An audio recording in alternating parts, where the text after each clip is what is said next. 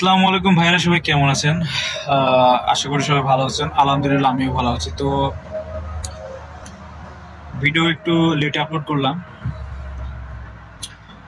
তো ভিডিও শুরু করার আগে কিছু কথা বলিনি। যারা চ্যানেল নতুন আছেন তারা চ্যানেলটিকে সাবস্ক্রাইব করে রাখতে পারেন আমার কাছে নতুন নতুন ইনফরমেশন পাওয়ার জন্য।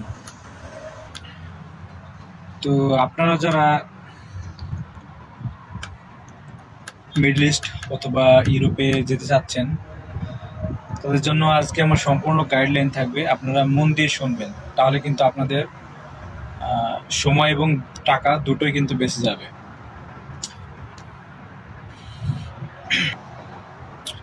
তো যে সকল ভাইয়েরা বিদেশে আসার প্ল্যান করতেছেন তাদেরকে আমি বলি,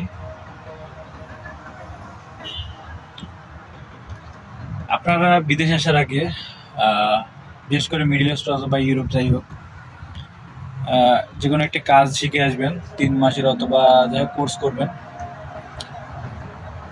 আর আরেকটি বিষয় হলো, আপনারা যারা ইউরোপ যাওয়ার জন্য চেষ্টা করবেন তাদের জন্য আমার কিছু সাজেশন থাকবে। আপনারা কি বাংলাদেশ থেকে ট্রাই করবেন না। বাংলাদেশ থেকে ট্রাই করলে আপনার কিন্তু টাকা অথবা সময় দুইটাই কিন্তু লস হতে পারে। আপনারা সর্বোত্তম চেষ্টা করবেন একটা কাজ শিখে আপনার মিডল ইস্টে আসার জন্য। মিডল ইস্টে একটা ভালো কোম্পানি থেকে আসবেন, আসার পরে আপনি এখানে 6 মাস অথবা 1 বছর আপনি কাজ করবেন। আপনারা জানেন যে ইউরোপে কিন্তু মিডল ইস্ট থেকে অন্তত 6 মাস পরে কিন্তু আপনি অ্যাপ্লাই করতে পারবেন বা ফাইল সাবমিট করতে পারবেন, তার আগে কিন্তু ফাইল সাবমিট করতে পারবেন না।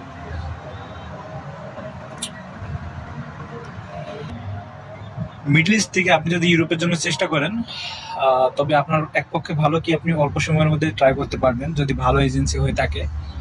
আর আপনি যদি বাংলাদেশ থেকে ইউরোপের জন্য চেষ্টা করেন তাহলে কিন্তু আপনাকে অন্তত 2 বছর হাতে সময় নিতে হবে। আপনারা ভুলেও ইউরোপকে কিন্তু ফার্স্ট অপশনাল হিসেবে রাখবেন না, আপনারা দ্বিতীয় অপশনাল হিসেবে ইউরোপকে রেখে দেবেন। আপনারা বাংলাদেশে যারা ব্যবসায়িক ভাইয়েরা আছেন বা বিভিন্ন কাজে নিয়োজিত আছেন তারা অবশ্যই কিন্তু ইউরোপকে আপনার দ্বিতীয় অপশন হিসেবে রেখে দিবেন, কারণ ইউরোপ এমন একটা বিষয় যেটা আপনার হতে পারে না হতে পারে, আপনার ভাগ্যের উপরে নির্ভর করে। আর আপনারা সবসময় চেষ্টা করবেন যে কাজটি করছেন সেই কাজটি রানিং মানে চালিয়ে যাওয়া পর্যন্ত, না হলে কিন্তু আপনার চলতে সমস্যা হতে পারে বা পারিবারিক সমস্যা হতে পারে।